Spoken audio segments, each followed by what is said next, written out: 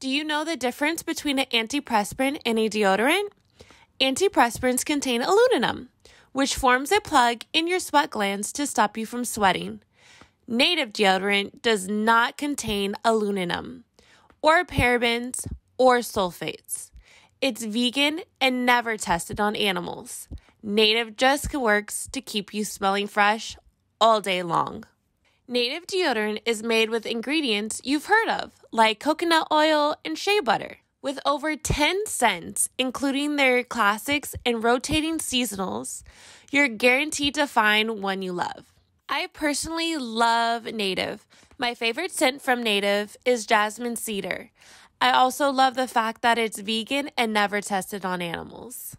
You're going to love Native as much as I do. Right now, you can save 20% on your first purchase. Go to nativedeo.com/think or use promo code THINK at checkout. That's nativedeo.com/think or use promo code THINK at checkout to save 20% on your first purchase.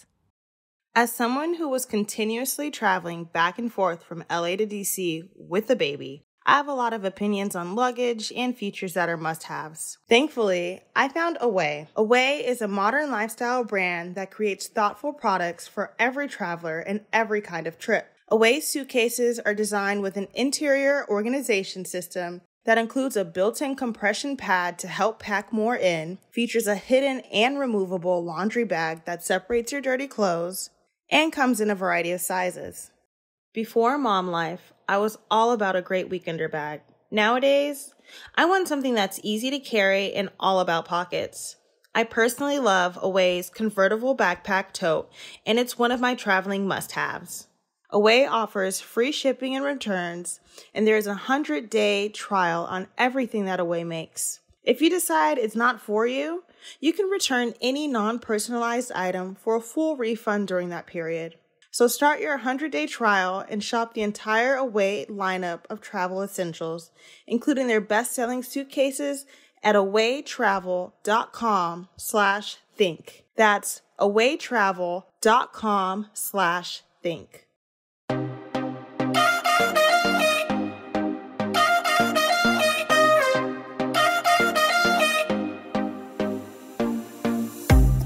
Welcome to the Think Loud Crew podcast. 3 moms, today too, getting real with the parenthood, relationships, and the WTF moments of our daily lives. Today we have a special guest. This is our bonus dad, David Bowdre, aka DJ BBO, the real Boski. I was gonna say, who is DJ BBO? But that's him. I know, and or it's DJ BBOG. Oh, I'm sorry. I'm like, it always messes me up. So today we are going to talk about, just kind of touch base on Dave's childhood, his sports career, fire department career, marriage and children, fast forwarding to blended family life, and then like, where are you now in life? Like, what's going on? Okay. So, where should we start? I'm going to start with my name. Oh, duh. You want to start with yours? Yeah, my name is Arkyle Lynn, and today my brain is not on. Yeah, my name is Cheyenne. If you guys are new to our podcast, we are 2 sisters. We are 2 moms. Normally we have a third. She's absent tonight, like we're in school or something. But we're thugging it out today. It is 8 o'clock, and when I tell you, I've literally had probably the longest day of my life right now. Yes. But we're gonna get through this, and we're gonna kill it. And Mr. Bowdre? Yes, I am David Bowdre, aka stepdad or bonus dad, or hey you, depending on what time it is. Oh my God, not the hey you, just hey. Jeez. That was actually really funny. I can't lie. That was very real. That was a real moment. That was. That was real. I feel like a lot of times people have seen Dave. Well, you guys have, if you watch Teen Mom, you've seen Dave on Teen Mom. Or on the YouTube or on Instagram. And if you guys have not checked out David's Instagram, please do, because it's like the ultimate I am a dad Instagram. every picture is like selfie style or like Pictures of the kids. pictures of the kids or the grandkids. It's just an ultimate like dad Instagram. So please go check it out. But in like a very endearing way. Yeah, I don't mean that in any like No, I'm not bad saying you way. do. I'm just saying. Jinx, owe me a soda. Okay, so we wrote down notes because y'all know we like to go on tangents that have nothing to do with what our topic is. And today we want you guys to get to know Dave a little bit more because everyone's always asking, where did he come from? Why is he so nice? How does he deal with you guys? And be nice to Dave because he makes your mom happy. Yeah, so we're going to get into the tea today. Yes. But we're going to start with Dave as a kid. Dave, tell us about your childhood. Where are you from? Okay, childhood. Well, Dave is born and raised in L.A., believe it or not, one of the few. Again, born here, raised in Los Angeles. I left for a little while to go to school and, some career stuff. But local from Los Angeles, Westchester High School, graduated in 1980. I know I'm like old as shit, but yeah, 1980. But I feel like you're one of those, like, I graduated in 1980 and I still look good. Like, I still keep up with, I still stay in shape. So, like, Yeah, I don't mind. old. I don't mind saying my 1980. Yeah. Yeah, there you go. Well, Dave works out all the time, y'all. Like, every day. Oh my God, it's so annoying. Yeah, probably too much. That's why I'm getting back work now. So how many siblings? Well, there were three of us originally. I did lose one sister about 15 years ago, but three, I was very, very late. My sisters are 15 years and 20 years older than me, so I was almost Which raised. is so crazy. Yeah, I was almost raised like an only child, in a way, But the funny thing about that is I had all my nieces and nephews were pretty close to me in age too. So, they were like, You guys are all very close in age. and there's like 6 or 7, and we're all like, 2-3 years apart, going all the way down. So, Yeah, that's the weird part is that you guys are really, really close in age. Yeah. Well, it makes me think about Ryder and her aunt, Yeah. who are a month apart. Ryder's older than her aunt Yeah. on her dad's side. yeah, it was kind of like that. So, it made it kind of cool because they were more like brothers and sisters than nieces and nephews. So, Which is cool. Did they still have did they people to view hang out you with. like that, or did they look at you like an uncle? well, I think more like an uncle when they were younger, and then as we got a little bit older, then it was, kind of. Bro, we the same age. Right? It's Yeah, like, it's I like, don't know dude, who you're talking to. You're only 2 years older than me, right? I was like, well, yeah, okay. But they're very respectful. Like, they definitely come over and they're like, hey, Uncle Dave. And I wanted to say, You guys are the same age. Stop calling him uncle. but it's cute. It's like, it's kind of funny. They'll be like, that's my Uncle Dave. I want to say, No, yeah. it's not. Like, Actually, he is. he is. So Technically, but one of Dave's nephews is Zach's brother's dad.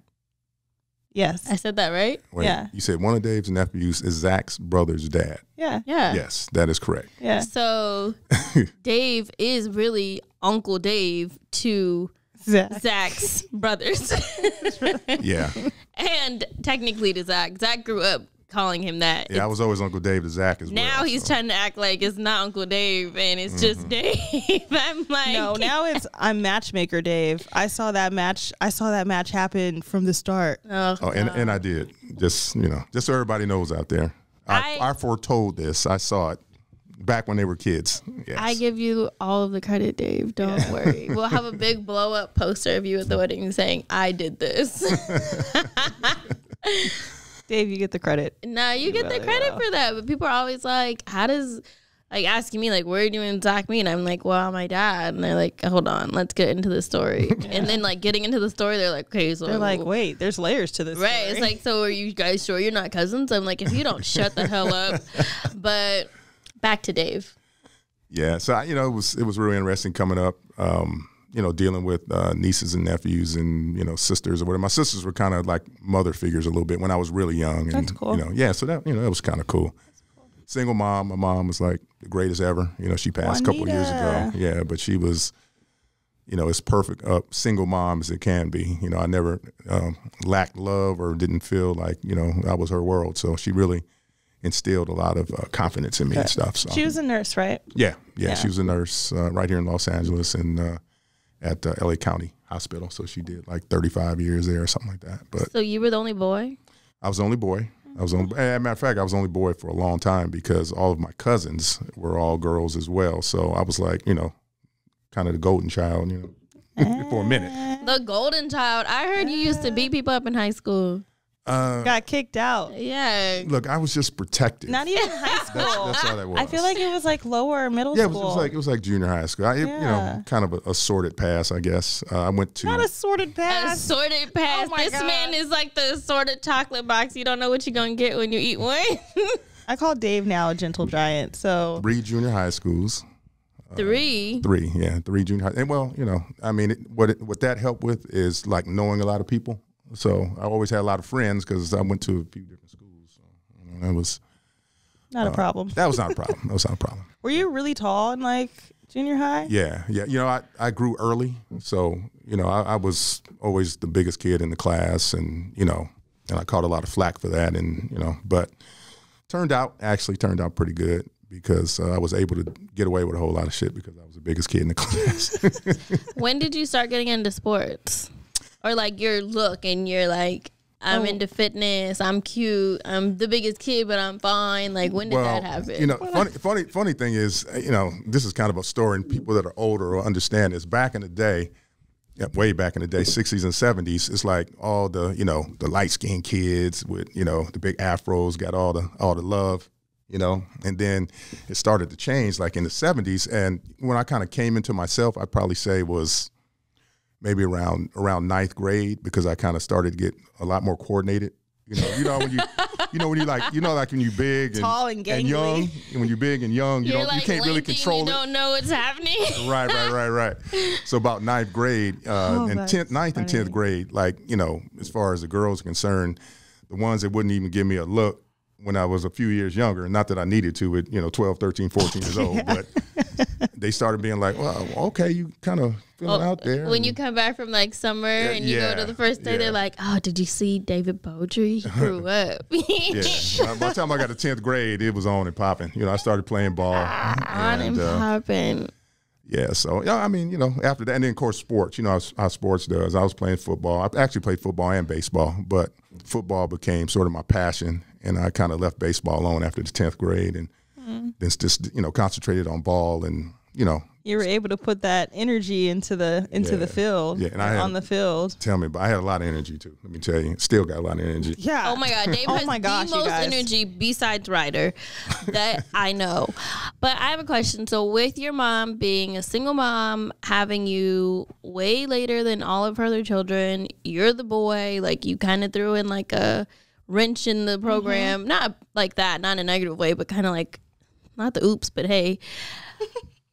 How was it? Like, how were you raised? Was it like an open household? Did you guys talk about things? Or was it kind of like you raised? Were you latchkey? Were you latchkey, or how was that? What was the dynamic? Yeah. Well, you know what? If you looked up latchkey in the dictionary, my picture would be next to it, basically. Because while my mom was great, she was a single mom. She worked at night, so I had very little supervision. Yeah. Probably from about age 13. Because she would drop me at my sister's, before that. And then when I got about 12, 13, one day she said, hey, you want to stay home? I was like, oh, I'm good. Believe it or not. No, I'm scared. Not me. Crazy thing is I was scared as hell that first night. I can literally remember Dave. the first night I stayed by myself, and it was like terrifying. I was like watching the door the whole time and scared. Start hearing things. Hearing things, exactly. And she would go to work like 10 in the evening or whatever, and so I'd be, I'd have dinner or whatever, and then she'd put me to bed or whatever, and then she would bounce, and she'd get back around like maybe 7:30, 8 o'clock in the morning. So she would, help me get ready for school and then get out of there or whatever. So, but yeah, it was not a lot of supervision growing up, and then she was just busy. I mean, being a single mom, and I was a handful. I ate a lot. I used to eat up all the food. My mother still do. She would tell me, she would tell her friends that, David ate like yesterday's leftovers, today's dinner and tomorrow's plan. Oh, that's hilarious. Yeah. I like that. Yeah. I like that. I feel like that's how Ace is going to be. Oh, he's definitely. He's going to be like that, right? I'm watching scared him now. That's how the boys are going to be. I'm going to be like, guys, I just need a food sponsorship. Yeah, I had no this idea. is too much. Yeah, boys are a whole nother thing. Too much. So how was it when you started like dating and stuff? Was she like, was that an open topic or was it like? Well, we had conversations, but my mom was kind of, she wasn't really used to that. Well, let me put it this way. She had 3 brothers growing up. So she kind of knew how guys were watching her brothers or whatever. So she just assumed a whole lot about me, but we didn't have a lot of deep conversations. It's just only time we'd have a conversation if she like busted me with a girlfriend or something. She would come walking in, man, and we'd be necking or something, and not necking. Oh, I thought he said we'd be naked. I was like, damn. I was like, David, I've never heard these stories, and we talk a lot in the house. I said, oh my God. No, she never busted us naked. To say, just necking. Necking is like our term for like making out or like fooling around or something. Yeah, that's old school for necking. Yeah, necking. Yeah. Come here, let me neck you. Ew. So I just think of hickeys. Yeah, so I had my yeah, I know. Back in the day, I had my first girlfriend. Probably, well, let me take it back even farther than that. There was this little girl in 2nd grade. Oh my God, not the 2nd grade thing. Her name was Sybil, and that's scary. Yeah, she went to Mary Clay. You heard of Mary Clay? This sounds like a scary movie. It was a famous, on Adams, it was a famous little preschool that all the kids went to. But anyway, I remember that little girl. My dad used to tease me about it. I didn't see him that often, but he would always remember that kind of stuff. Of course. I feel of course he would. Dads are going to be like, hey, yeah. Well, how's Sybil doing? Yeah. Like, what, yeah, right. Dad? That was 4 years ago. Yeah, exactly. Yeah, it was crazy. Speaking of that, my dad was not real present in my life. He came around, I would say I've stayed with my dad probably about a year in my youth. When I got too much from my mom in 6th grade, and she was like, "You're going to stay with your dad." So, I was over there for about a year. I can't wait to tell Ryder's ass that. Go to your daddy's house. Yeah. I'm sending y'all to D.C. together. Girl, yeah, oh my God. Crazy. But, I picked up a lot of good stuff from him. I mean, he was LAPD, so he was a cop. I didn't know that. I did not know that. Yeah, he worked down in the harbor area, and he did his cop thing for about 35 years. That explains a lot. Yeah.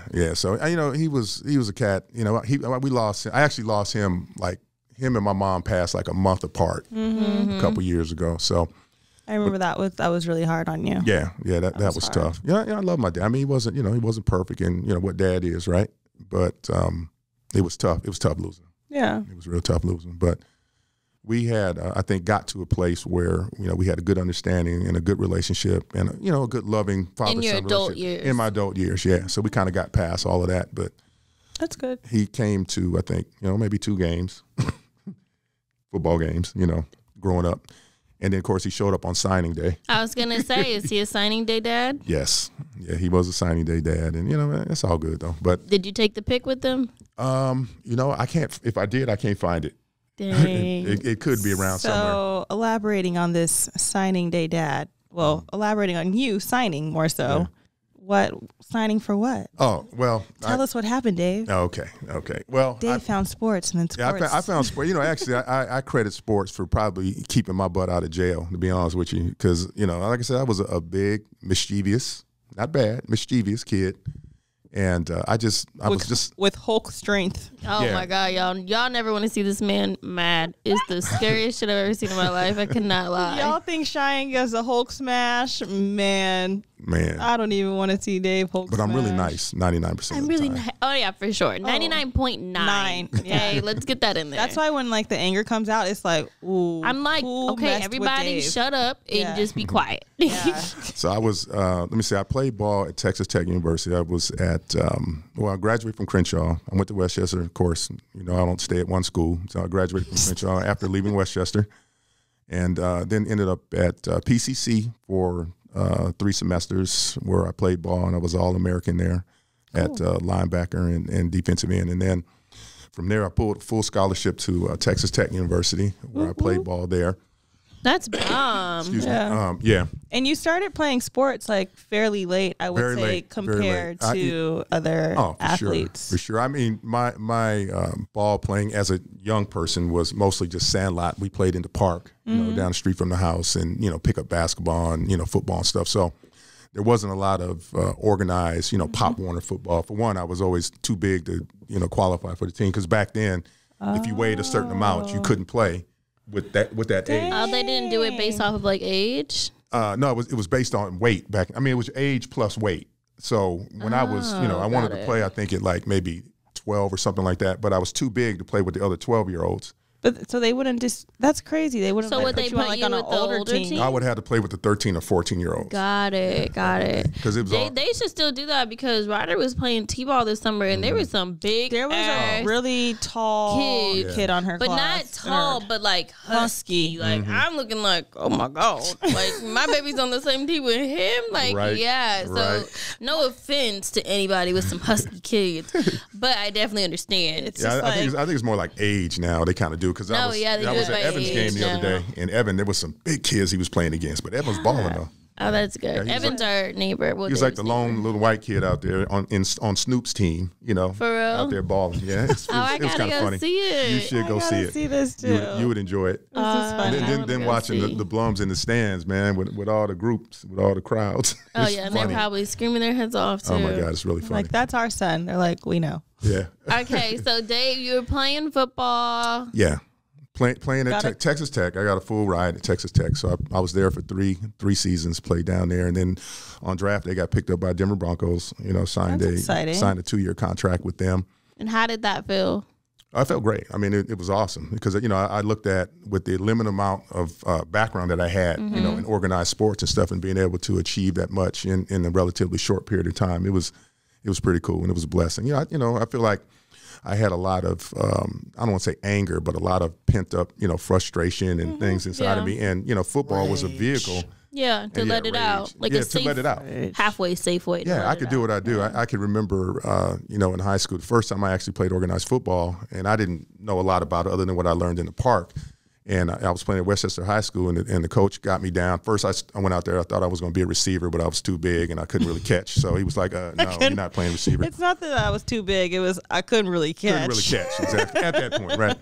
So he sits me down puts me down at nose guard, and I had never played that position before. And he said, I've "Look, never even heard of that position. yeah, it's like a down lineman that's right over the center." And he basically said, "Hey man, look, this is what I need you to do: kick his ass, and whoever has the ball, go get him." This And you is like did a it. water I ball. swear that's what he told me. A you water did boy it. moment. And that's what I did. That's Yeah. what I did. I just wore this dude out in front of me, and wherever the ball was, that's where I was, and I was taking him down. Yeah. And it came real natural. Mm-hmm. It allowed me to just be aggressive. That's what. That's cool. So Zach used to play football, and I remember when Dave first introduced me to Zach, it was like it was kind of at the end of his footballness because I think he got hurt, but like Dave was like, no, like Zach was so like he's good, he's fast and all this stuff, and recently Zach has been talking about more, being more open about how like he wishes he would have stayed with it, but he got hurt, he can't do anything about that. Right. But he said the same thing, like the level of aggression that I would get out there was like the adrenaline rush plus like it saved me from probably a lot of fights that I would have had just trying to get that adrenaline rush from something else. And it saves you from the Sure. streets. Like, when Absolutely. when your friends are like, hey, let's go joyriding, or hey, let's go get into this trouble. It's like, hey, I have practice. You're like, Yep. yeah, I'm at practice. Yeah. Absolutely. Or, I mean, if I you're going got to play games. ball, right. You know, you got to keep your grades up. Yeah. You got to be eligible. Yeah. You got to be there. You got to practice. So, I mean, it just, you have to show up for yourself. it can literally save your life. That's good. And I feel I really do credit it, for saving my life in that way. So it was a blast, though. I mean, I had a lot of fun, and so I signed the contract and went into training camp. They brought in 12 linebackers that year, and at the end there were only 4. I was one of the 4 that they brought back. And so in our regular training camp, I was going through training camp chasing. Actually, one day at practice, I was chasing John Elway. I got. You guys out there probably know who John Elway is. He was one of the greatest quarterbacks. I know of the all name. time. Yeah. I couldn't tell you what he looked like, Anyway, but yeah, tall white dude. I was going to say tall white guy. Yeah, tall white guy. Yeah. Just a guess. Extremely gifted. Yeah. But anyway, I was chasing him one day. Yeah. And the defensive coach, because I got too close to him, he was like, hey, man, look, that's That's the franchise. Don't get that close. It was crazy, right? So next play, I go out and I'm doing my thing. I'm going at him, and I'm not trying to get too close to him, but I just kind of accelerate the run by him, pulled the shit out of my hamstring. And I mean, it was like one of those, it's just like, and you just fall on your face to the ground, right? Mm-hmm. And so I was injured. I just had this picture of you like running and you pull past him, and then all of a sudden you're like straight body. Yeah, exactly. Like That's you how it just was got like too. stung, and then Like you're shot. like face down. Yeah. Bam, right? John probably looked at you like, yeah, that's what you get, big boy, trying to play with me. Exactly. So I go down and, Where'd you think you were going? Yeah, exactly. I tried to rehab a little bit while I was there. And then, finally after about a couple weeks, they came to me and they said, listen, we'd like to bring you back into camp. And they asked me, do you want to stay and go on injured reserve, or you can go home, rehab on your own, and then you can come back in and start all over again next year. Mm-hmm. So, I opted to do that because I was at that point, I wasn't playing. So I was getting a little homesick anyway. So I said, well, let me go home. I could train. I knew how to train. I was very disciplined like that as far as working out and stuff. So went on to the house and with the, intentions of coming back next year, right? And then a buddy of mine, Eugene Andrews, had been on the fire department for a couple years. And, I didn't know anything about the fire department other than it seemed kind of cool, right? People put fires out. Yeah, I didn't really know what all that entailed. So, he was telling me, hey, man, this is a pretty good job. I said, oh, okay. And then he comes over to the house. And he came up with this badass Porsche, man, 911. Oh my God, I've heard this story so many times. This story and I was great like, to me. damn, firemen do it like that. He was like, yeah, man, And how old are you guys? Like, I'm 23. oh yeah. Yeah, I'm 20. Yeah, I'm for 23. sure I would have been like, sign me Oh, up. I was Sign me pumped. up. I was pumped. He was like, hey, man, look, Bo, Football just hurts. yeah. He just look, man, just go take the test. He said, look, you ain't, just see what happens. You never know, right? Yeah. So I go up and I say, okay, all right, I'll go take the test. So anyway, I go down and I take the test, which happened to be scheduled for like a couple of weeks from then. Mm-hmm.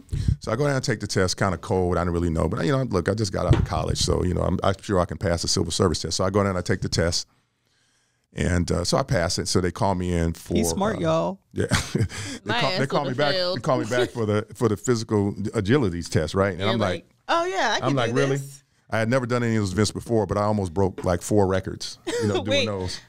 Okay, so you take the test, you do I the take the test, I do the agility test, I kill that, and then next thing is the interview. That's the process. Back in those days, you would have you'd have to pass a written test, then they'd have you do physical agility test, whatever, and then you had to go sit for an interview, with a couple of captains and chiefs and stuff. Yeah. Right?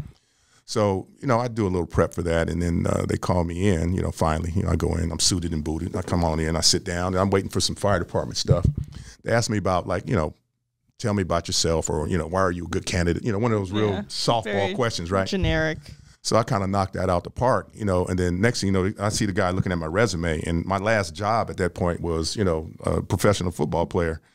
And, then he just goes on a tangent about playing ball, and he starts asking me questions about the fire department. I mean, about Denver, and how's Elway and all this other stuff. And by the time we were done, I don't even think I got another fire department question. Yeah, it was just, it was like 100. Get out of here.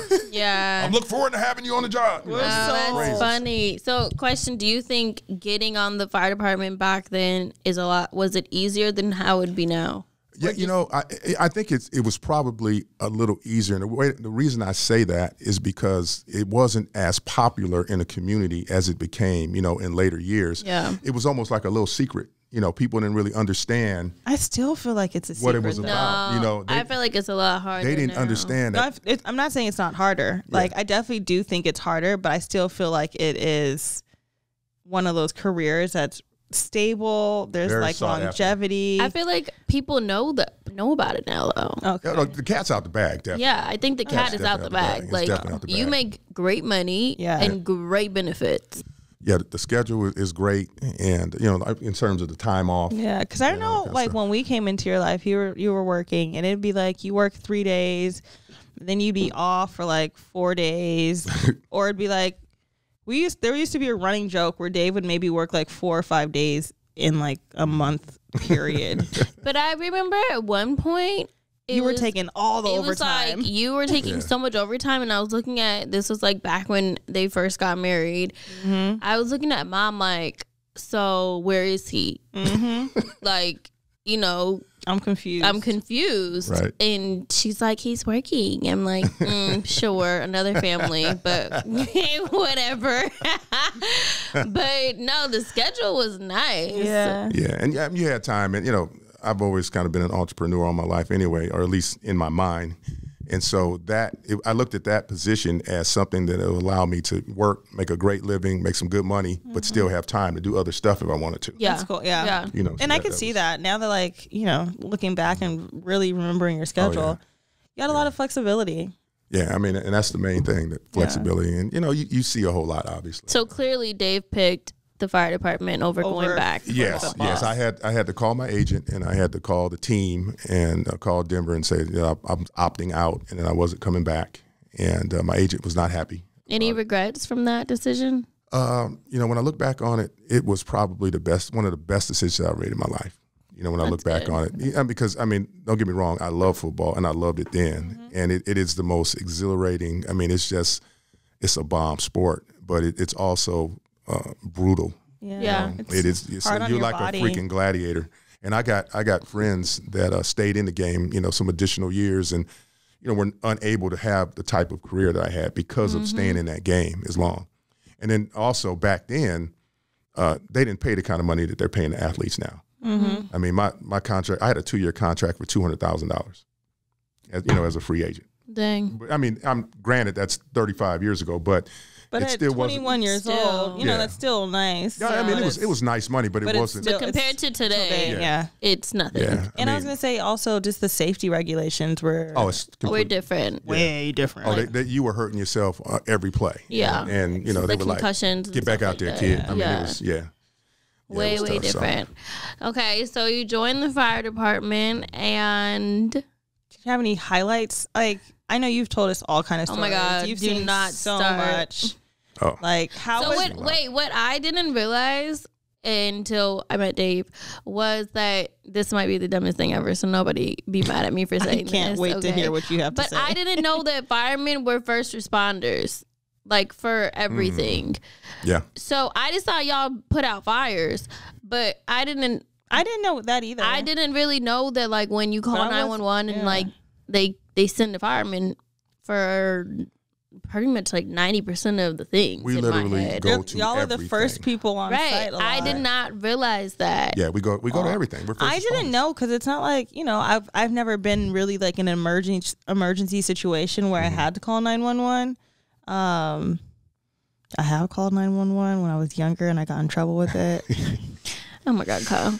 But no, I didn't realize that until Dave, and then Dave would come home and would talk about all these stories, and I literally at one point was like, Mom, you got a bootleg fireman, because I've never heard him come home talking about I put out a fire. It's always like, so at this car accident, or like, hey, we lowered like a big person out to like go to the hospital. Like, it was all these like random stories where I'm like, where's the fire in this? So I just never realized that you guys did way more than fire, like not fires. I don't know. But at the same time, like, Dave's like very medical, like he knows a lot of medical terms. And anytime anybody's hurt, just call Dave. We call Dave. They're like, now I know. But so what are, let's say, like, do you have an all-time high from being fireman and then an all-time low?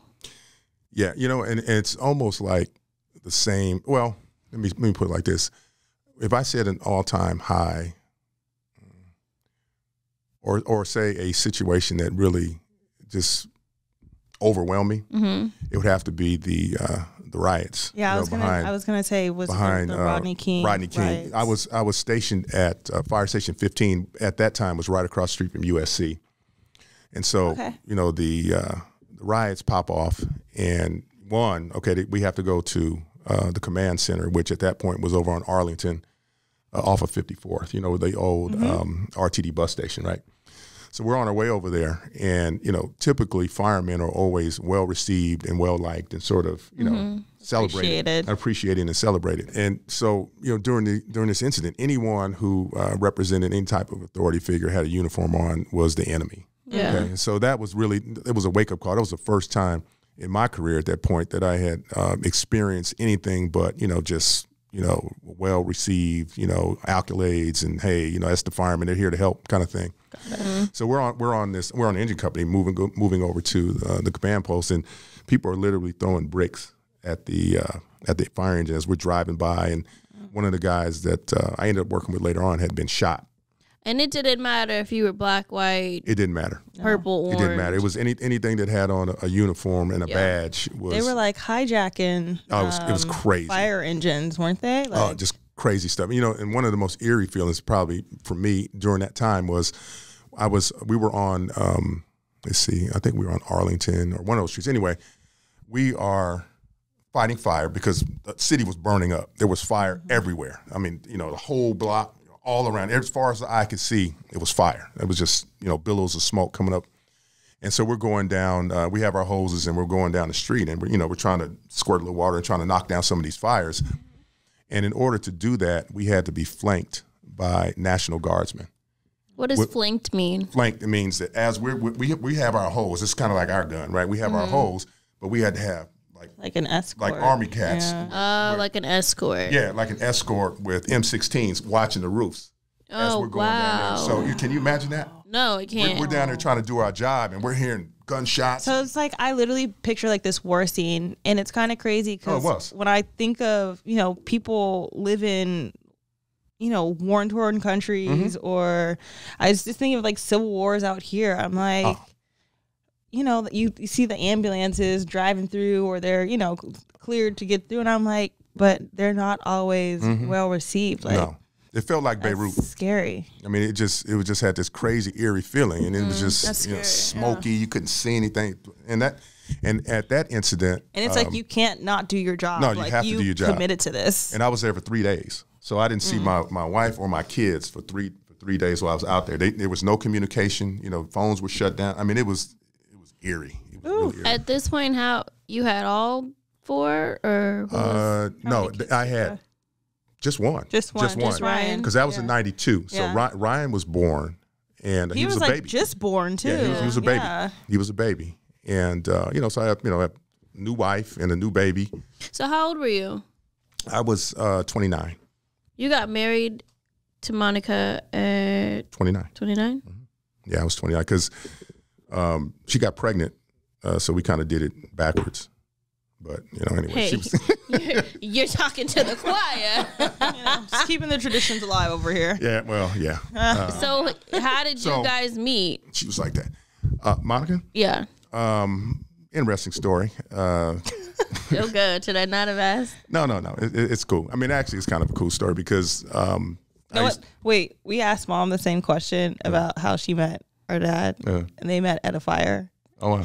And Dave's the fireman. I wonder if Dave was somewhere working on this fire. How crazy would that have been? That's hilarious. Okay, so how did you and Monica meet? I met Monica, back in the day. You hear old guys say that all the time, right? Yes. Anyway, when I got back from Denver and I got on the fire department, I used to do a lot of party. I partied a lot. What? Okay, you still party, Dave? But LA used to be popping. There were a lot of good clubs. Dave is Disco Dave, y'all. This man loves to dance and Hell party. Yeah. There was a lot of great clubs. So anyway, we went to this club. It was the Palace. You met Monica at the club? I met Monica at the club. And you wiped her up? Hey, let me tell you. And it's a very cool story. True story. True story. She had been married and she was coming out of a situation. But anyway, so I didn't know that. So yeah, she actually had been married before. And how old was she at the time? Was she older or younger than you? She was a couple years younger, like a year and a half or so younger than me. Dang, so she was like 26 and a half or something like that. Okay. So anyway, we're at the club, right? And I have this night I have on like this trench coat, right? So wait, I so know this story. Oh my God. Okay. I had on this trench, and I was, my hair, when I had hair, it was hooked up, it was everything. It was cool. Dave was looking good that night. He had on his trench. His hair was feeling laid. Good. I was looking good. Trench. He was wearing a trench in the club in LA. Sounds like a Shaft movie. It felt like a Shaft movie. So we, so anyway, so we're doing what we think. It was me and about 3-4 other cats was there, together. You didn't really go to clubs by yourself. Your crew went with you, right? Yeah. So we was drinking. I was Cheyenne's face just now. I'm like, was Dave, that's still how it is now. okay. All right.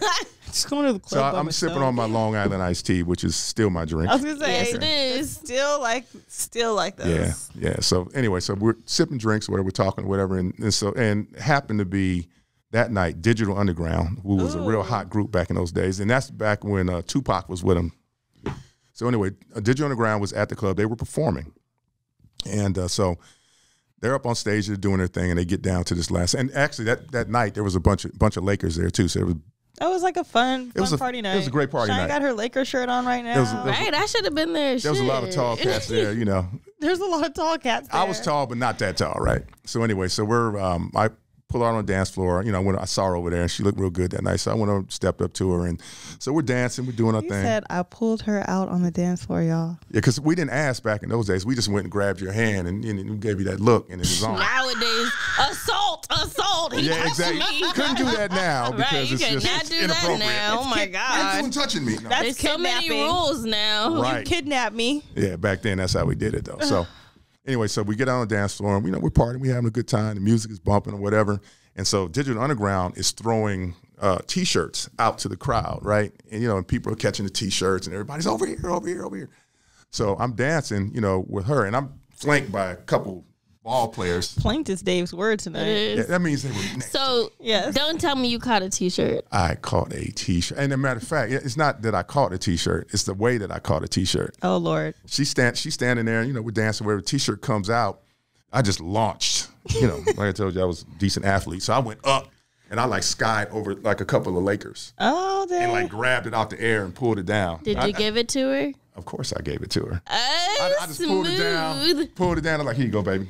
Wow. She's like. So "He how caught long this did shirt you from me." guys? Did you get her number that night? Duh, he got her number that night. How'd you get her digits? He did it after the T-shirt move. Well, after the T-shirt, actually, we were leaving the club, because after the T-shirt move, I handed her the T-shirt and we danced a little bit more with her. And since she was leaving, she was with a couple of her guy friends, actually, this cat named, what was his name? Major. So, and she was, at that point, she had not gotten a divorce yet. She was in the midst. Okay. They've done homewreck the lady from the. Let me finish the story. Okay. He solidified the divorce. Yes. Well, We're just teasing y'all you. make me feel so bad. You guys, you gotta see him shaking his head, okay? If you're listening, watch the YouTube channel because he just shook the shit out that head. It looks like he was getting flustered. Like, if y'all don't just let me finish this story. So I tried, I was like, okay, let me go get your number or whatever. So I walked down there where she was. She was getting ready to get in the car with these cats, and Major looks up and he goes, you better get your married ass in this car, like that. And I was like, married? Married? Get my T-shirt back. Right. And she told him to shut up or whatever. And she said, back in we didn't have cell phones. Yo, back this then, sounds like a scene out of The Wood or something. It was. Wait, so you still wanted her number? I said, well, she had told after He that. obviously took it. After that, she was kind of like, well, it's some shit going on, but I'm gonna give you my number. We'll talk about it later, right? So she just, she wrote it down or whatever. So I took the number. I didn't call her probably for like a week and a half or so. I didn't call her, because I was like, oh damn, you married, So I finally called her. Where did you sit that phone number once you got home? Like, I would have lost the number in a week and a half. Yeah, I know, huh? I don't know. Some kind of way I found it. But I called her, I probably dialed her up like this or something, Old phone. But I called her up and I'm like, so you're married? She was like, well, we've been separated for this long or whatever. Oh, okay. But I still live with him. Oh, okay. Wait, so did she give you a house number? She gave me a house number. What if he went to pick up? Oh. Yeah, exactly. So, first date, I go over. This is like about 2-3 weeks later. So I go and I pick her. I feel stupid because I'm going to this other man's house to pick up his wife, right? David Bowdre. But she's like, look, I promise you. I almost have to take the mic off the stand because this is great. Oh my God. I've heard the trench coat part. I did but not I did hear not this hear part. this part. Okay. No, this just got so juicy. God. What if he was to walk out when you pulled up? What would you have done? Hey, I'm delivering the pizza, man. Talk to her. I'm just. I know nothing. I'm just here. But so anyway, I go pick her up, And I feel kind of strange because I know that, her husband's probably in the house or whatever. I'm like, So we go out and get some food or whatever. It's like a little regular date. Nothing really happened or whatever. We went out and had some food. We had some conversation. By the end of the night, I'm like, dude, you need to work on your marriage because you still live with this dude. I'm like, hey, don't. Counselor Dave came in the light. I did really because I'm not about that. You're like, I don't want to mess with nobody's wife. That's not. I don't get down like that. So I was like, So I said, why don't you go work that out or figure that out first, and then we can talk later. If you don't get it together, then we can talk about it, right? So she calls me back probably about a month later, and she's like, I'm moving out. Okay, so she moved over on this street called Livonia over in West LA, and Dave's dropping all the deets. The rest is history. Yeah, the rest is history. So how long did you guys date before she got pregnant? Let's see, we dated probably maybe a year, maybe something, maybe a year, maybe more like 9 months, probably around 9 months, 9 or 10 months, and we were not being responsible, obviously, but. Yeah, that was my next question. Was it planned or was it like? Well, no, but here's the thing. This is crazy though. She was on the pill when she got pregnant, so it was like So I felt comfortable. Yeah, right? It was cool. All right, she's doing her thing or whatever. But that's why they say it's 99%. Well, I got pregnant right off the pill. Yeah, I was taking the pill. Well, I was also taking antibiotics. So it kind of canceled out. If anybody does not know that, if you're taking birth control, you take any type of antibiotics, it will cancel out. Just FYI, you will end up with a baby. Kyle, nobody asked your ass, okay? Okay, this wasn't for you. Free spirit. Okay, so she gets pregnant. Yeah. She tells you, and you're like... I'm like, okay. I'm like, well, what do you want to do? Yeah. That was my first time that happened to me. So I was like, okay, well, but by this time now I'm 28 years old. Yeah. Mm-hmm. So I'm not a kid anymore. You're in your career. I'm in my career. I got money. I just bought a house. I was cool. I'll check you out, Dave. And so it was. Dave was a catch.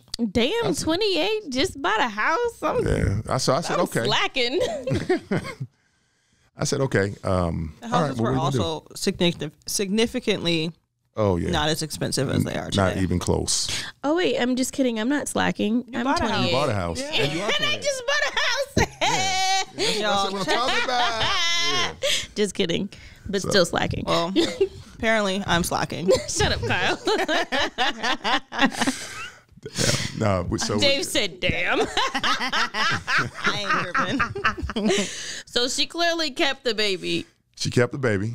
And, now we have Ryan. And and so when she was maybe 7 months, 7.5 months pregnant, we ended up going down to City Hall and getting hitched.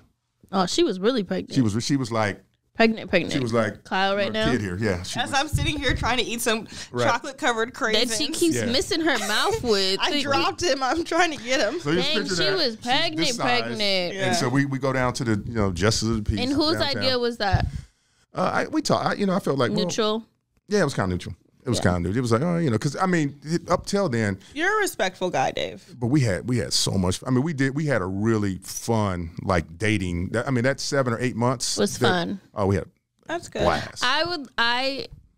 We know Monica, so when I tell you Monica's fun, and we know her as Dave's stepkids, and I'm like, she's fucking fun. Like, I've had fun with her, and I'm the stepdaughter over here on the other side, so I can only imagine how much fun she was back then.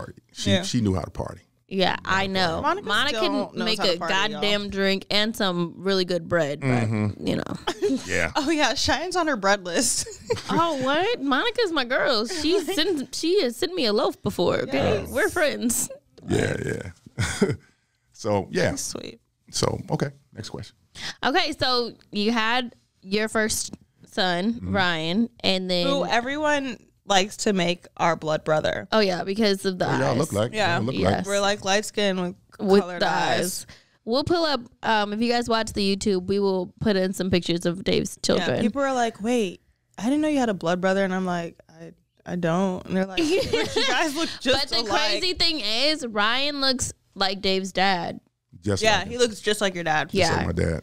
So they end up, you have Ryan. I have Ryan, and then so it's just just Ryan and whatever, and then Christian comes in '95, so like two and a half years later. And then the twins. He's born, and then 2.5 years after that, then the twins come. Yep.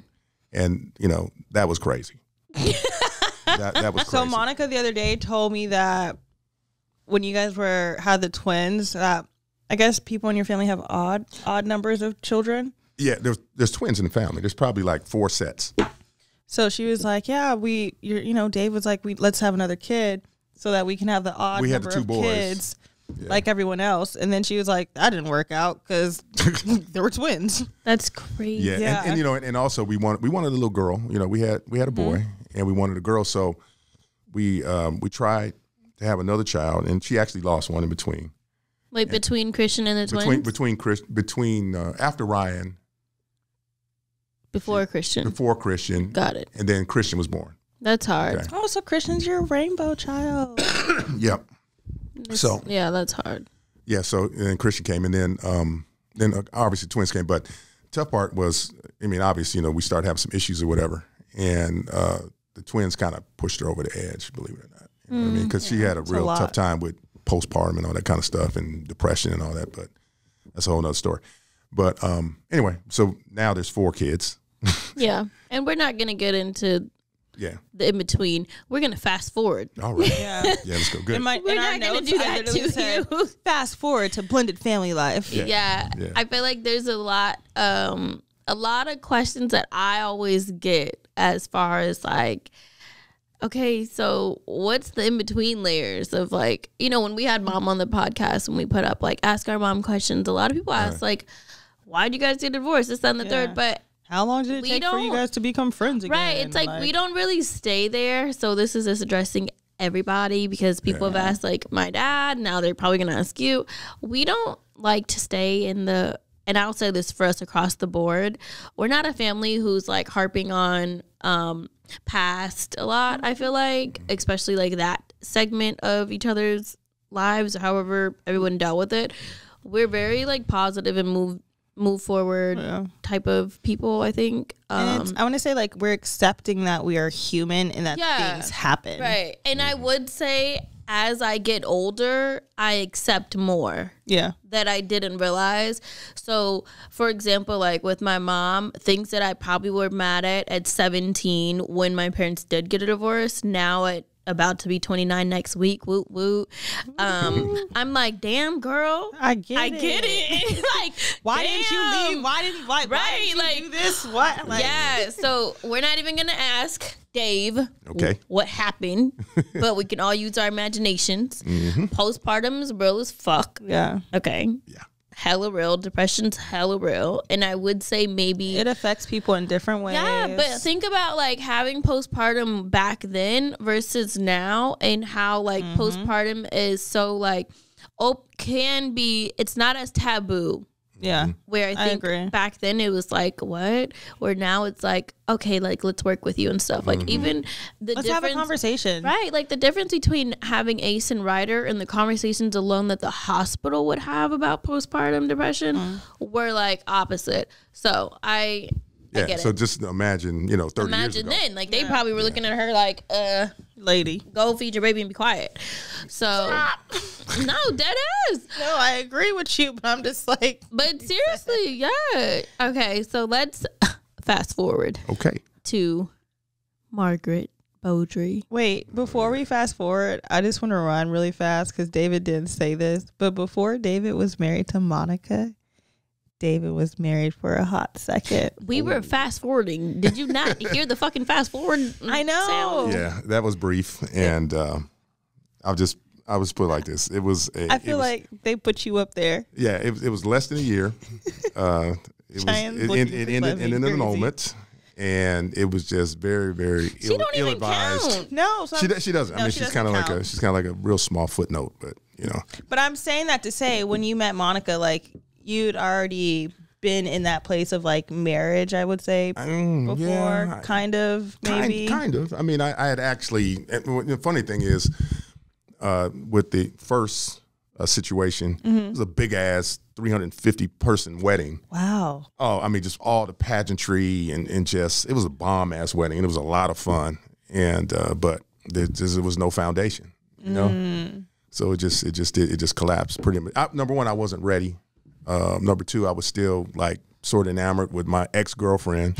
Wait, who are we talking about right now? The first. Monica? No. The first. Oh, before Monica. Before Monica, yeah. See, I don't even remember her. Yeah. She's yeah. We're gonna stick with Monica and Mom because Monica's the one who had the kids, and now Mom. Yeah. Who you're with. That was the real marriage. Yeah. Right. So let's fast forward to Mom. Okay. So Mom, Sam, Margaret. Where'd you pull her at? My baby. You know, all that. We know where he pulled her at. His house. Yeah. Well, you guys, she probably told you that story, right? Yes. Kind of. She left out a lot of details. What? Yeah, she did. Really? Did Rhonda tell you some details? No, I'm talking about on the podcast. Oh, yeah, girl. she definitely left out details. Yeah. She tried to be like, we went to a party. We went to the party and that was it. And we saw each other, blah, blah, blah. Y'all, this man kissed her that night. No, we gonna keep it Pete Kyle. She left it out for a reason, clearly. I heard she kissed him. Well, they kissed each other then. Yeah, I leaned in and. Anyway, long story short, there was some necking. No, there was some necking at a party at Dave's house. Oh my god! No. Here's the twist. That sounds crazy. Monica may or may not have been there. No. But I had kind of a girlfriend. It was the girlfriend. Oh shit! The girlfriend who was giving me my party. David had this older girlfriend who was like, wasn't she Jamaican? She was Jamaican. She is. That's my girl. Jamaican British. We be having some issues. We had some issues. Yes, that was a very interesting. Segment of my life as well. But I guess we can save that for another time. So remember when Dave said he was like a assortment? Assortment of chocolates. I'm just gonna go back to that. Go back to that line. But yeah, Dave's had a fun life. Yeah, there was definitely some fun in there, and it's still fun. So. I'm gonna speed up to. I remember the first time I met Dave in Pasadena. And I was 17, senior in high school. In my head, I was that old. Yeah, I was. It was my senior year of high school. I thought. To be honest, I never saw my parents fight. I'm thinking shit is sweet always. Life is great. I'm the shit. Not really. Like when our parents told us that they were getting divorced, it was like, huh? It was like, what does that even mean? How do you spell that word? When did this happen? Right. But to go from like, hey, we're getting a divorce to like my mom being like, hey, pack a bag. And I'm like, where are we going? And she's like, I have an apartment over here. I'm like, okay. And then I met Dave. And I want to say it was either like the move-in day or the next day. And I'm looking at this big man. I'm thinking like, the hell are you? No, I thought he was a mover. Like I thought he worked for the company, but then he spent the night, and I'm like, oh shit, they getting it cracking. Like he's apparently not a mover. Like this is really happening. And then, Mom back then was like walking on clouds, and I think she was just at this like. Turning point in her life or whatever. And looking back, she always apologizes for to this day. She apologizes. Yes, like how it all went down. Okay. But it's like back then, I did not understand. Now as a adult, a woman, a mother of two, about to be married, I totally understand. Girl, way differently. Walk on them clouds. Yeah. So my opinion back then would have been different than what it is now. Even my opinion 5 years ago probably would have been different. Yeah. So I say that all to say like I genuinely remember my very first like encounters with Dave.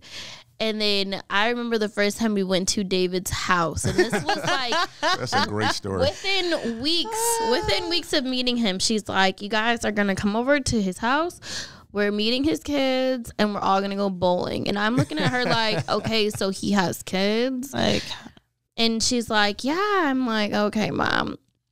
mind you, everything was a fight and a battle or a negotiation. So like, you're coming to do this, and I'd be like, okay, if I'm doing this, I need this, that, this, and this. Like, you're meeting my checklist. And at the time, she was in clouds, so she's like, here's a credit card, go do what you want, but you're coming to this, you know, in my head, this man's house to meet this man's children.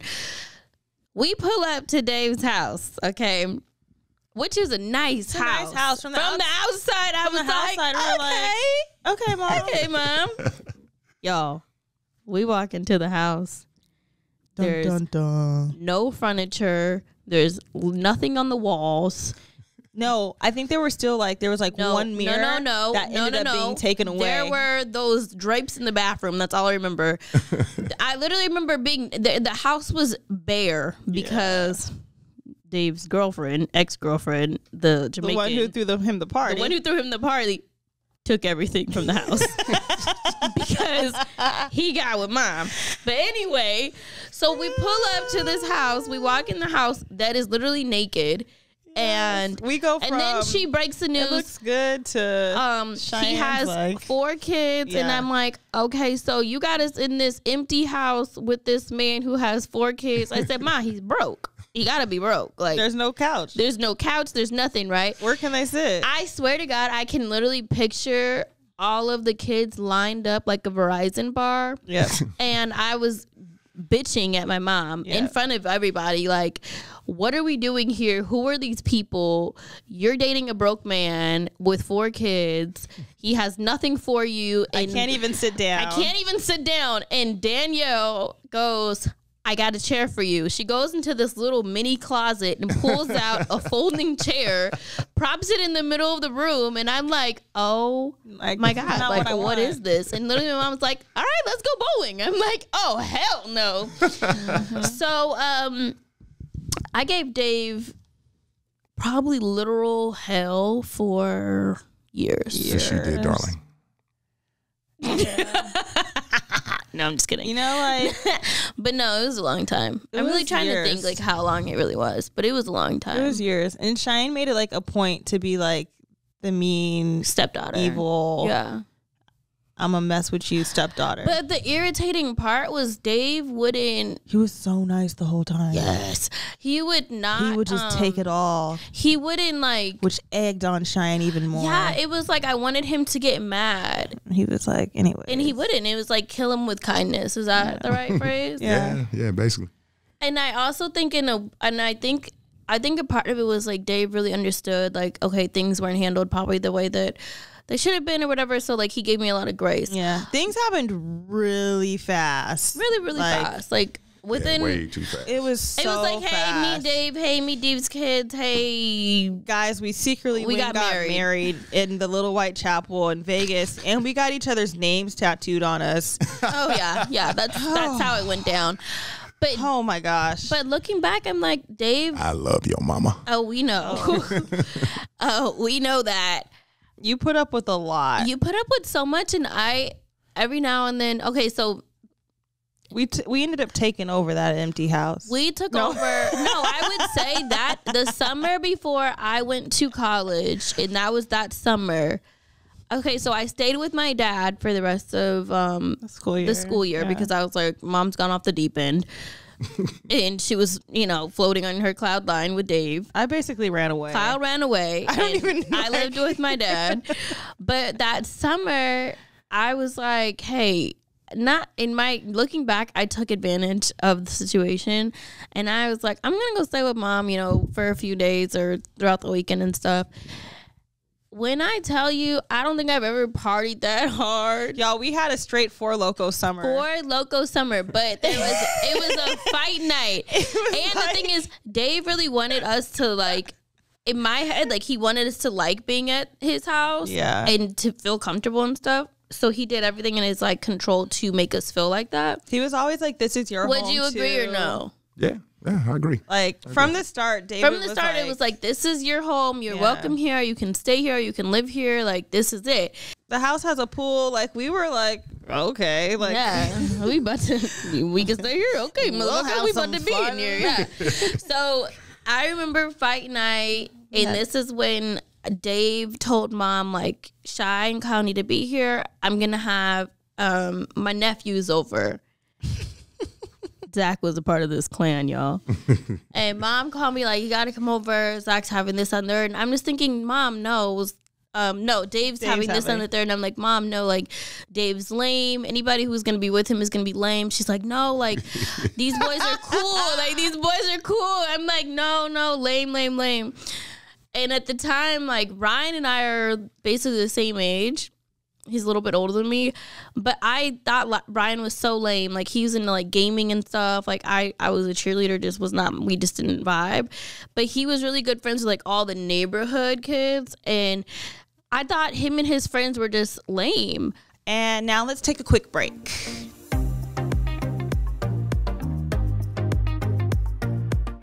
As someone who was continuously traveling back and forth from LA to DC with a baby, I have a lot of opinions on luggage and features that are must-haves. Traveling with a child is always an adventure. Needing some organization features for myself and my little one, being able to smoothly roll the luggage to the airport, and finding pieces with durability are key when picking the right luggage set. Thankfully, I found Away. Away is a modern lifestyle brand that creates thoughtful products for every traveler and every kind of trip. Away suitcases are designed with an interior organization system that includes a built-in compression pad to help pack more in, features a hidden and removable laundry bag that separates your dirty clothes, and comes in a variety of sizes. Their 4 360-degree wheels guarantee the smoothest roll, and they are available in a variety of materials such as polycarbonate, aluminum, and durable nylon. Away products are designed to last a lifetime. If any part of your suitcase breaks, Away's standout customer service team will arrange to have it fixed or replaced. Before mom life, I was all about a great weekender bag. Nowadays, I want something that's easy to carry and all about pockets. I personally love Away's convertible backpack tote, and it's one of my traveling must-haves. My family unit is growing, and we are set to get out of the country for a New Year getaway. I will be traveling with 2 kiddos now, and we are excited to take our Away products on the road. Away offers free shipping and returns, and there is a 100-day trial on everything that Away makes. If you decide it's not for you, you can return any non-personalized item for a full refund during that period. So start your 100-day trial and shop the entire Away lineup of travel essentials, including their best-selling suitcases at awaytravel.com/think. That's awaytravel.com/think. Do you know the difference between an antiperspirant and a deodorant? Antiperspirants contain aluminum, which forms a plug in your sweat glands to stop you from sweating. Native deodorant does not contain aluminum, or parabens, or sulfates. It's vegan and never tested on animals. Native just works to keep you smelling fresh all day long. Native deodorant is made with ingredients you've heard of, like coconut oil and shea butter. You wear deodorant every day. Shouldn't you be able to understand the ingredients list? With over 10 scents, including their classics and rotating seasonals, you're guaranteed to find one you love. Their classic scents include coconut and vanilla, most popular, lavender and rose, cucumber and mint, and eucalyptus and mint. Trying to cut down on your plastic use? Native even has a deodorant made of 100% paperboard packaging. I personally love Native. My favorite scent from Native is jasmine cedar. I also love the fact that it's vegan and never tested on animals. You're going to love Native as much as I do. Right now, you can save 20% on your first purchase. Go to nativedeo.com/think or use promo code THINK at checkout. That's nativedeo.com/think or use promo code THINK at checkout to save 20% on your first purchase. And we're back. So, Okay, sorry, I was in the Cheyenne was in the middle of her story. So, okay, yeah. So I thought all the neighborhood boys were lame, and they probably really weren't lame. It's just I didn't want to like anything that Dave liked. Yeah. And that was the thing. Cheyenne made it a point, like, it could have been the coolest thing in the world, and Cheyenne wouldn't like it. Downplayed it. Yeah, it could have been like the best sandwich ever. And if Dave liked the sandwich, I did not like the sandwich. It was dry. The meat was gross. The cheese was old. I didn't like that brand of mustard. So whatever. So I remember my mom like made me come to this fight party, and little to say, that's where I met Zach, and I was like, oh, he's cool. Like, this is where it's at. And I just remember staring at him because I thought, this is where it's at. you know, I thought I had like good eye. You know, my eyes were nice, and I just remember staring at Zach, and he remembers this like so perfectly also, but we didn't speak. He went home, told his dad to ask Dave for my number. So then I was like, okay, lame again. Lame, but here's my number. And needless to I'll be say, lame with you. That summer, Zach and I, from that, like, we probably texted a few times, and then that summer after the first time we hung out, he never went home. Like, oh, was that summer? Yes. Zach was at Dave's house with me every day, to the point where Dave and Mom were like, what are you guys doing in that room downstairs? And Zach can't spend the night anymore. And we were like, okay, whatever. Okay. They told us that, and when Zach spent the night, his friends spent the night, it would be like 13 of us in one room, and I don't know how or where we slept. When I tell you that okay, so I think we've talked about the orange room before. Yes, that is where we the painted the room orange. When I tell you, so many people have spent the night there, like random music groups, musicians. Yes, that like, was a fun summer. People before they were like famous or popping, like have experienced the orange room. Yeah, it's to the right? Yes, literally to the point where if it was a private club, like. Zach and I were talking about, like, for our wedding, we're like, we need to figure out how to create an orange room. Oh, really? But like a booth or something? Something, because like that's where we met. That's where we like fell in love with each other. Like, but not in love, but like that's where we became like real friends. Was in that orange room. We would sleep on that dirty ass carpet, and it was not dirty because of Dave. It was dirty because of us. Yeah, like religiously. Bed was we full.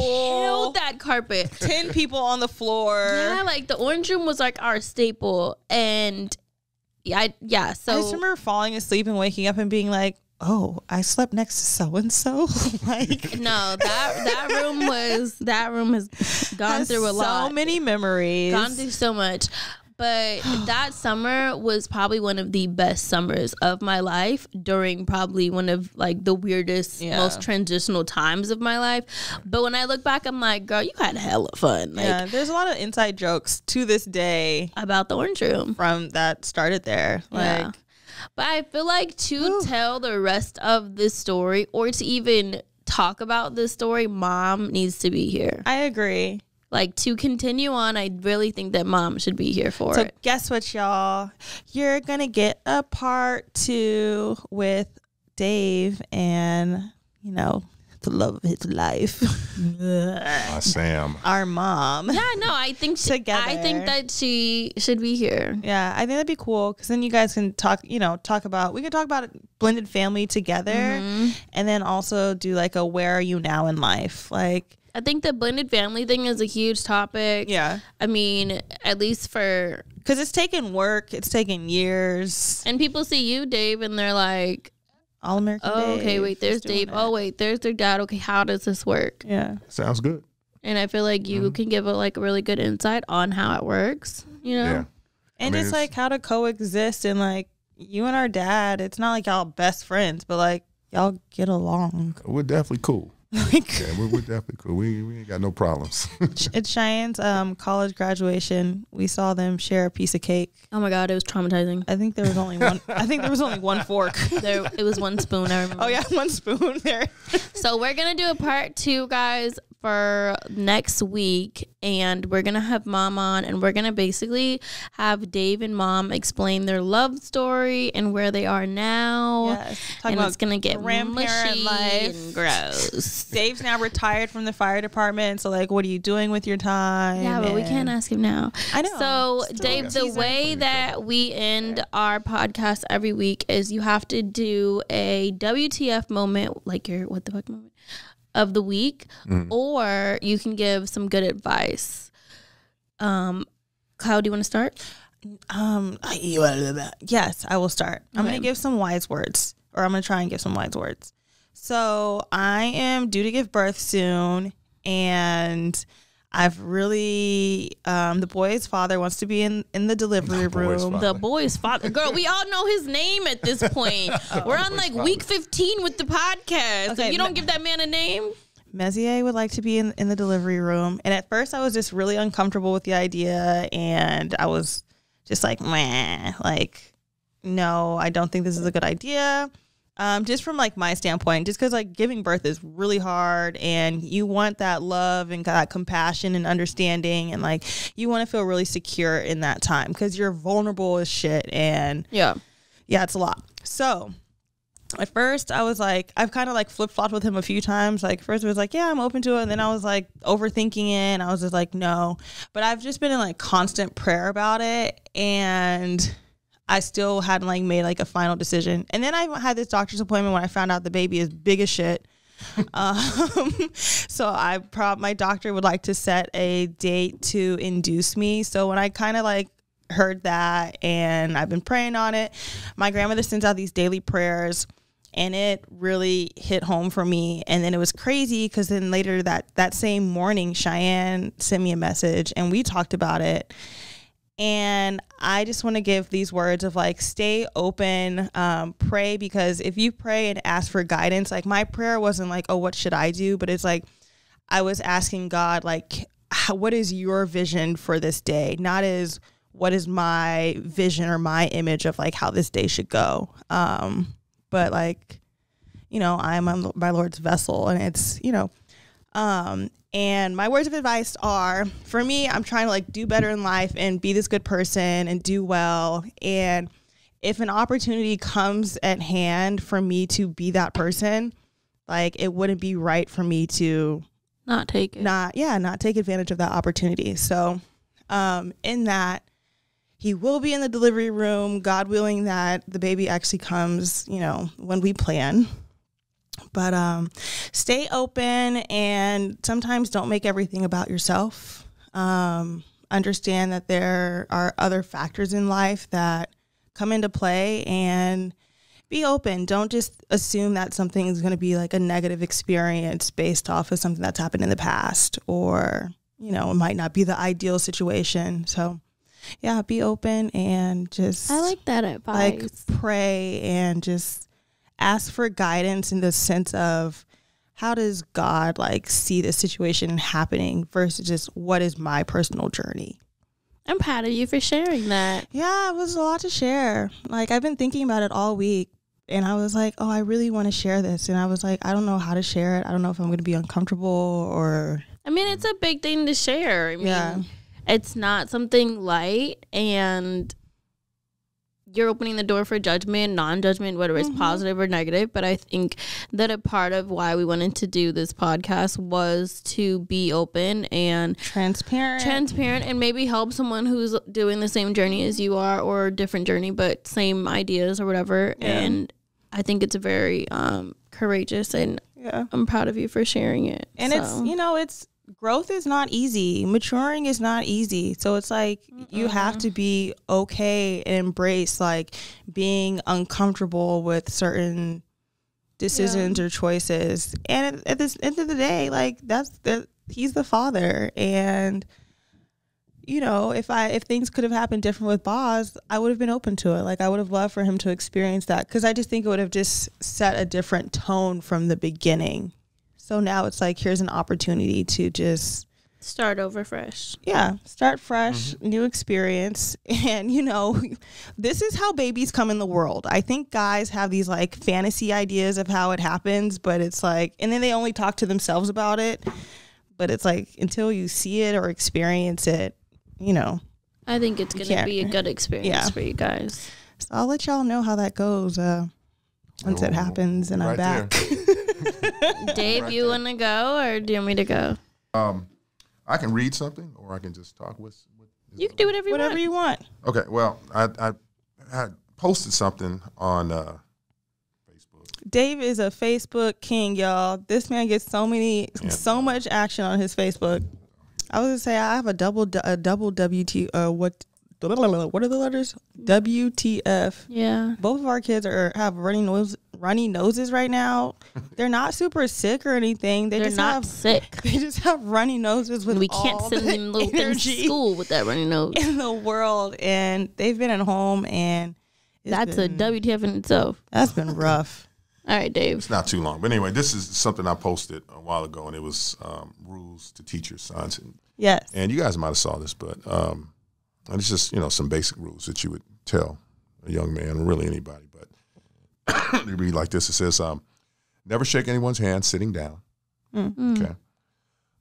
Don't enter a pool. Never enter a pool by the stairs. That's some real guy stuff. In other words, jump in. You know what I mean? The man at the barbecue grill. A man at the barbecue is the closest thing to a king. True. In a negotiation, never take the first offer. Okay. True. Yep. Request a late checkout. Yes, always that late checkout, always. Y'all. When entrusted with a secret, keep it. That's a good one. Hold your heroes to a higher standard. Return a borrowed car with a full tank of gas. Y'all hear that, right? Yeah. Dave, this is rules for a son, not for a daughter. I know. I'll be like, I didn't take the tank, but here's a cash app. Maybe. No. Play with passion or don't play at all. I like that. Always protect your siblings. Very important. Don't let the wishbone grow where your backbone should have been. Ooh. Damn, that's a bar. How about that? Huh? How about that? If you need music at the beach, you missed the whole point. Yeah. Aww. Right? Says, carry 2 handkerchiefs, one in your back pocket for you and the other in your breast pocket for her. Oh, Dave, you wrote this? I posted it. I didn't write it, unfortunately. Oh. But I thought all this stuff. I totally thought I was all about this to stuff. be like, David. You should write Hallmark cards. I didn't know you were A poet. a poet, Dave. You marry the girl. When you marry the girl, you marry her family. Yeah. Hell yeah. Yep. That one should be in all caps, bold, signed by David David Bowdre. a shirt And that that's a says truth. that. That is the truth. Be like a duck. Remain calm on the surface and paddle like crazy underneath. Yep. Right? That's Cheyenne for sure. Hell of me. Her little legs be like, Right? Stand on principle. Mm-hmm. Eat lunch with the new kid. Yeah. That's I really like cool. that. I like that one. That's really cool. After writing an angry email, read it carefully, then delete it. How about that? Yeah. I have some of those in my drafts. Yeah. Girl, you then send delete it. those. No, it's actually been a lot better. Y'all, I used to be like trigger fingers, pop off of the mouth. But now I'm like, let me breathe first. Let me sleep on it. Take a breath. Ask your mom to play. She won't let you win. Right? It says manners maketh a man. Give credit, take the blame. Right? It said stand up to bullies, protect those who are bullied. Write down your dreams. Remember at times of rain must fall on all of us to appreciate the sun. Yeah. Right? Be confident and humble at the same time. Be a bridge builder. Yep.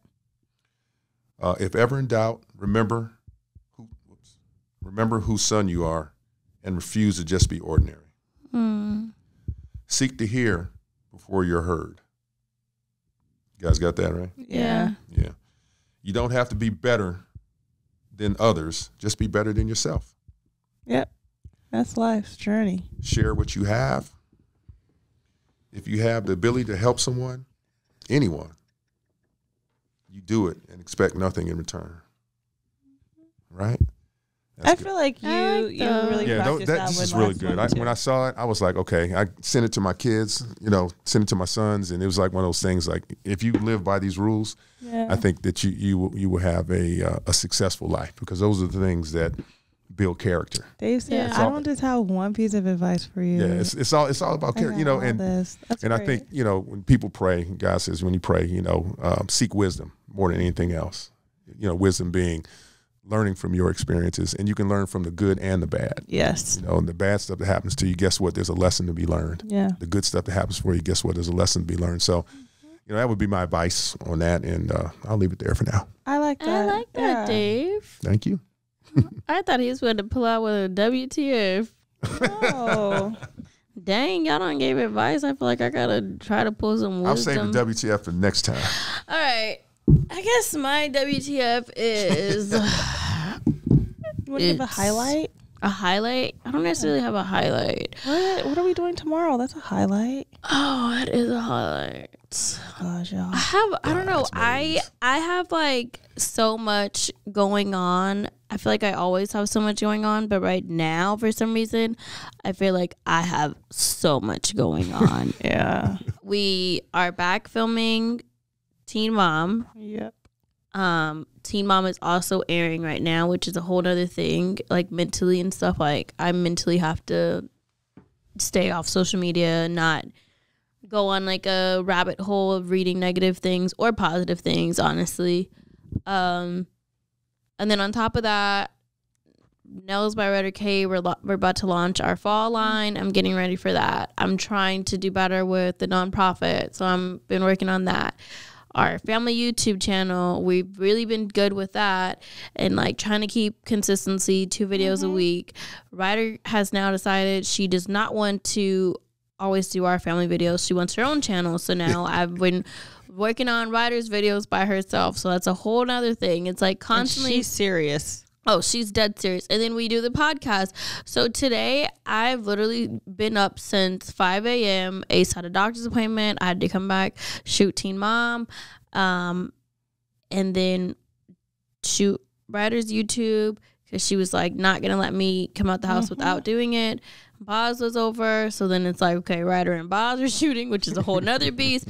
And then it's like, shit, I already committed that we're going to come and film an episode tonight. That's going to happen. And I am, no joke, drinking wine out of Ryder's sippy cup right now. So that is my WTF. All right. I'm surprised you let us know what was in that cup right there. This is me Just being now, she didn't say anything, transparent as hell, okay? I literally looked at Zach and I'm like, I have nothing left in me, but we need to get this done. What do I do? And he's like, I'm packing you a sippy cup. Just sit there and drink some wine and try to enjoy it. And I knew I was going to enjoy it because I love Dave.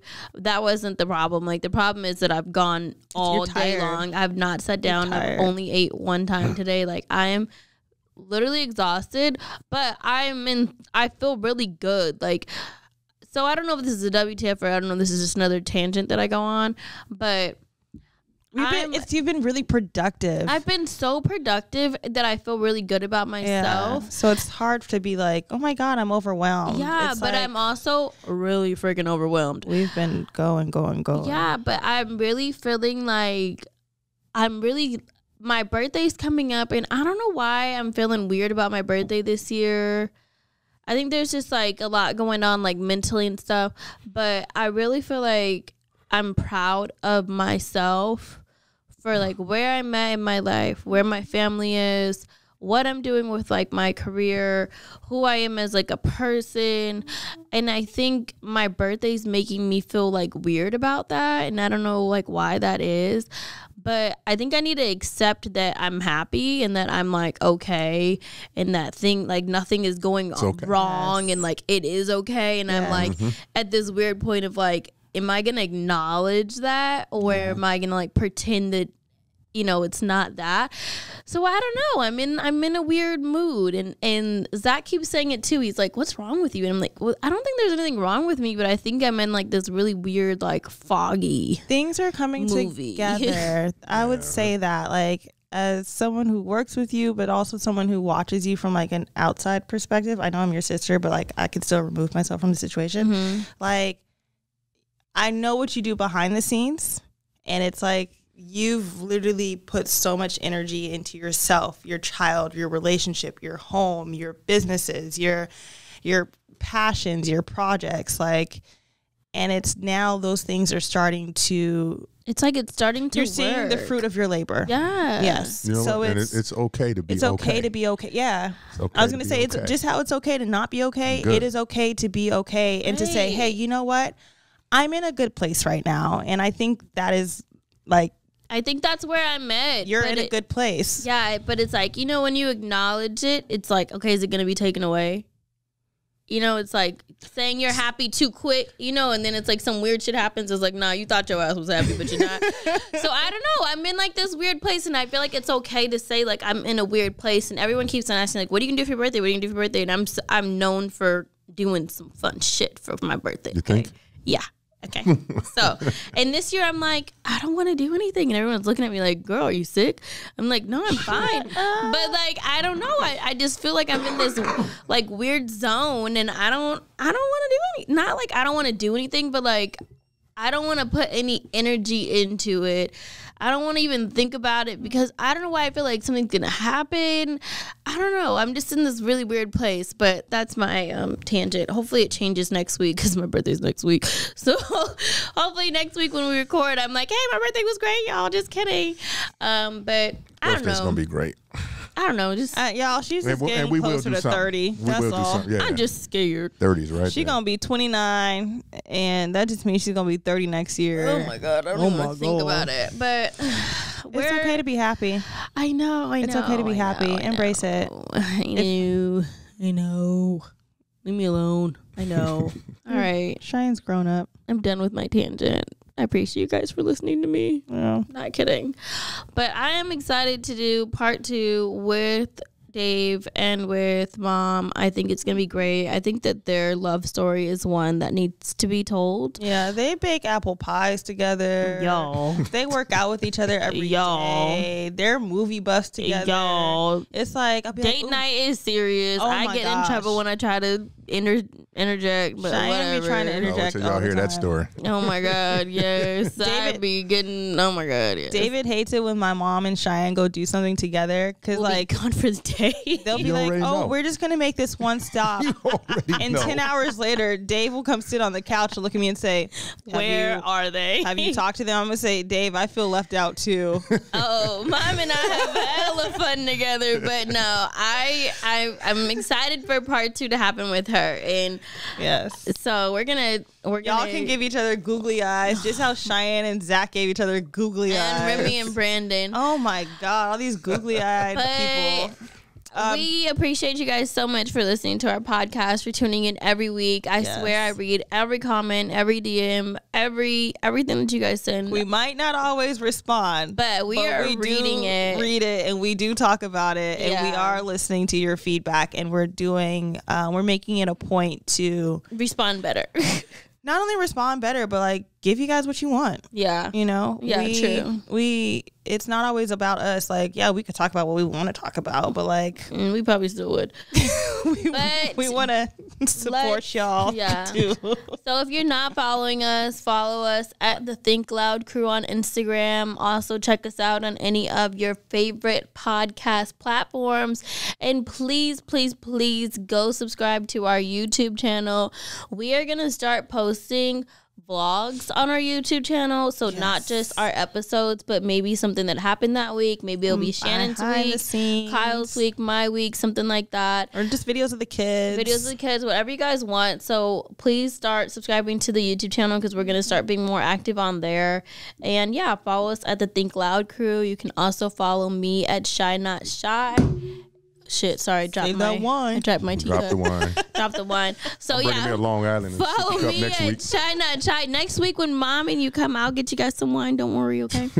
And Dave, you want to tell them what your IG is? What is it? The Real Boski. Oh yeah. The real Boski. Oh my God. I hate him, y'all. It's like, who am I? Go there. I'm gonna tag him so you guys can just click the tag, okay? Go see that's the his easy one, dad's yeah. Instagram. Oh yeah, it's great. All right, Kylan. And you can find me at rkylin on Instagram. And we appreciate y'all. Yeah, I hope you guys have a good week. And remember, Black love exists. Yeah. It really does. Peace. Mm.